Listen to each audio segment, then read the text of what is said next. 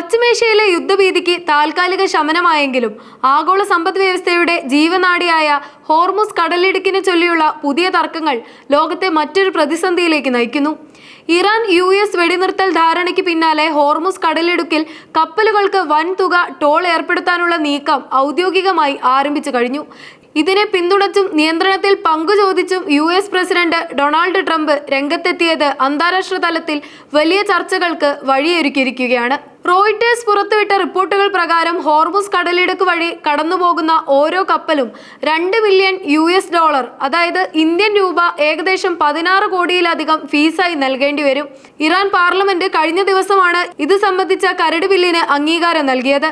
US-ന്റെയും ഇസ്രായേലിന്റെയും ആക്രമണങ്ങളിൽ തകർന്നടിഞ്ഞ ഇറാന്റെ അടിസ്ഥാന സൗകര്യങ്ങൾ വീണ്ടെടുക്കാൻ ഈ തുക വിനിയോഗിക്കാനാണ് ഇറാന്റെ തീരുമാനം. ഇറാനിയൻ സായുധ സേനയുടെ നേരിട്ടുള്ള മേൽനോട്ടത്തിലായിരിക്കും കപ്പലുകളുടെ സഞ്ചാരം. ഇതിനെ സുരക്ഷിത പാത ഒരുക്കൽ എന്നാണ് ഇറാൻ വിശേഷിപ്പിക്കുന്നത്. വെടിനിർത്തൽ പ്രഖ്യാപനത്തിന് പിന്നാലെ ഡൊണാൾഡ് ട്രംപ് നടത്തിയ പ്രതികരണമാണ് നയതന്ത്ര ലോകത്തെ അമ്പരപ്പിച്ചിരിക്കുന്നത്. ഹോർമുസിലെ ഗതാഗത നിയന്ത്രണത്തിന് അമേരിക്കയും പങ്കാളിയാകുമെന്ന സൂചനയാണ് അദ്ദേഹം നൽകുന്നത്. ഒരുപാട് നല്ല കാര്യങ്ങൾ സംഭവിക്കാൻ പോകുന്നു. വലിയ തോതിൽ പണം സമ്പാദിക്കാനാകും. ഇറാന് അവരുടെ പുനർനിർമ്മാണ പ്രവർത്തനങ്ങൾ തുടങ്ങാം. അവിടെ എല്ലാം കൃത്യമായി നടക്കുന്നുണ്ടെന്ന് ഉറപ്പാക്കാൻ ഞങ്ങൾ ഒപ്പമുണ്ടാകും. അമേരിക്കയിലേതുപോലെ മിഡിൽ ഈസ്റ്റിനും ഇത് സുവർണ കാലഘട്ടമായിരിക്കും എന്നാണ് ഡൊണാൾഡ് ട്രംപ് ട്രൂത്ത് സോഷ്യലിൽ കുറിച്ചത്. ഹോർമുസ് കടലിടുക്ക് അമേരിക്കയുടെയും ഇറാന്റെയും സംയുക്ത നിയന്ത്രണത്തിലായിരിക്കുമെന്ന ട്രംപിന്റെ മുൻ പ്രസ്താവനകളുടെ തുടർച്ചയായാണ് ഇതിനെ കാണുന്നത്.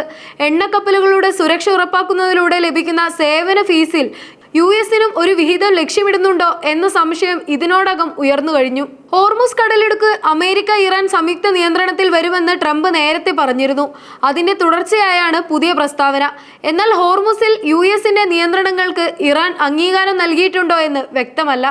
തങ്ങളുടെ പരമാധികാരത്തിന് കീഴിലുള്ള ജലപാതയിലൂടെയുള്ള ഗതാഗതത്തിന് ചുങ്കം ഈടാക്കാൻ അവകാശമുണ്ടെന്നാണ് ഇറാന്റെ വാദം. ഇതിനായി ഒമാനുമായി ചേർന്ന് ഒരു പ്രത്യേക സംവിധാനം രൂപീകരിക്കാൻ ഇറാൻ ശ്രമിക്കുന്നുണ്ട്. US-ന് മുന്നിൽ ഇറാൻ വെച്ച 10 പ്രധാന നിർദ്ദേശങ്ങളിലൊന്ന് ഹോർമുസിന്റെ നിയന്ത്രണം തങ്ങളിൽ തന്നെ നിലനിർത്തുക എന്നതായിരുന്നു. സായുധ സേനയുമായുള്ള ഏകോപനത്തിലൂടെ 2 ആഴ്ചത്തേക്ക് സുരക്ഷിത പാത ഉറപ്പാക്കുമെന്ന് ഇറാൻ വിദേശകാര്യമന്ത്രി വ്യക്തമാക്കിയത് ഇതിന്റെ സൂചനയാണ്. ബ്ലൂംബർഗ് റിപ്പോർട്ടുകൾ പ്രകാരം ചില കപ്പലുകളിൽ നിന്ന് ഇറാൻ ഇതിനോടകം തന്നെ അനൌദ്യോഗികമായി തുക ഈടാക്കി തുടങ്ങിയിട്ടുണ്ട്.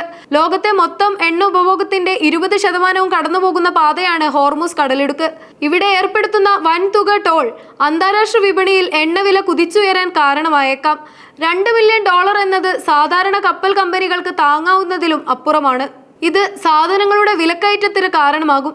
ഇതേ തുടർന്ന് ഒരു അന്താരാഷ്ട്ര ജലപാതയിൽ ഇത്തരത്തിൽ ടോൾ പിരിക്കുന്നത് സമുദ്ര നിയമങ്ങളുടെ ലംഘനമാണെന്ന വാദം മറ്റ് രാജ്യങ്ങൾ ഉന്നയിക്കാൻ സാധ്യതയുണ്ട്. ഹോർമുസ് കടലിടുക്കിന്റെ ഒരു ഭാഗം ഒമാന്റെ അധീനതയിലാണ്. ഇറാൻ ഇപ്പോൾ നീക്കം നടത്തുന്നത് ഒമാനുമായി ചേർന്ന് ഒരു സംയുക്ത നിയന്ത്രണ സംവിധാനം രൂപീകരിക്കാനാണ്. ഒമാൻ ഇതിനോട് എപ്രകാരം പ്രതികരിക്കുമെന്നത് ഗൾഫ് മേഖലയിൽ നിർണായകമാണ്. റോയിട്ടേഴ്സ് പുറത്തുവിട്ട വിവരമനുസരിച്ച് കഴിഞ്ഞ 2 ആഴ്ചയ്ക്കുള്ളിൽ ചില എണ്ണക്കപ്പലുകളിൽ നിന്ന് ഇറാൻ അനൌദ്യോഗികമായി പണം ഈടാക്കി തുടങ്ങിയിട്ടുണ്ട്. മാസങ്ങൾ നീണ്ട സംഘർഷത്തിന് ശേഷം ഗാലക്സി ഗ്ലോബ് പോലുള്ള വലിയ കപ്പലുകൾ ഒമാൻ തീരത്ത് കാത്തുനിൽക്കുന്നത് പുതിയ ടോൾ സംവിധാനത്തിന്റെ ഭാഗമായുള്ള പരിശോധനകൾക്ക് വേണ്ടിയാണെന്ന് പറയപ്പെടുന്നു. ചുരുക്കത്തിൽ ഹോർമുസ് കടലിടുക്ക് വെറുമൊരു യുദ്ധക്കളത്തിൽ നിന്ന് ആഗോള രാഷ്ട്രീയത്തിലെ ഏറ്റവും വലിയ സാമ്പത്തിക ഇടപാടായി മാറുകയാണ്. ട്രംപിന്റെ ബിസിനസ് തന്ത്രങ്ങളും ഇറാന്റെ പുനർനിർമ്മാണ മോഹങ്ങളും തമ്മിലുള്ള ഈ ഒത്തുതീർപ്പ് ലോക എണ്ണ വിപണിയെ എങ്ങോട്ട് നയിക്കുമെന്ന് വരും ദിവസങ്ങളിൽ വ്യക്തമാകും.